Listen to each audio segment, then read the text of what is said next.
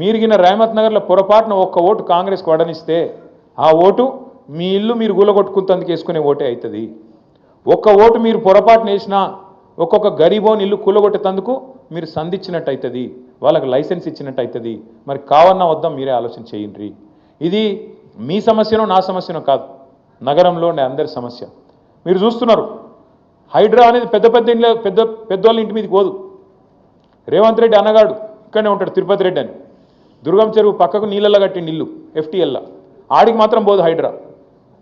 ఎందుకు? ముఖ్యమంత్రి అన్న కదా, పోతే ఉద్యోగం పోతుంది కదా, ఆడికి పోదు. ఆడికి పోతుంది, రేమత్ నగర్ పోతుంది, బోరబండ పోతుంది, యూసఫ్గూడ పోతుంది, షేక్పేట పోతుంది, ఎర్రగడ్డ పోతుంది. మీ దగ్గర ఉండే బస్తీలకు మాత్రం బరాబర్ వస్తుంది. కులగొడితే పేదవాడిని అడిగేటోడేవాడు? గోపన్న లేడు కదా, గోపన్న ఉంటే బరాబర్ వచ్చి అడ్డం నిలబడుతుండే. గోపన్న లేడు కదా, ఇక అడిగేటోడు ఎవడున్నాడు? మేము చూసుకుంటాం, జూబ్లీస్ దున్ని పారేస్తాం అనే దాంతో పైసలు కొడతాం, అవసరమైతే ఆఖరికి ఓటుకింత కొడితే గరీబ్ గాళ్ళు మాకే అయిపోతే ఎవరికెత్తారు అనే ధైర్యము ఇలా కాంగ్రెస్ వాళ్ళు ఆ ధీమాతో ఉన్నారు.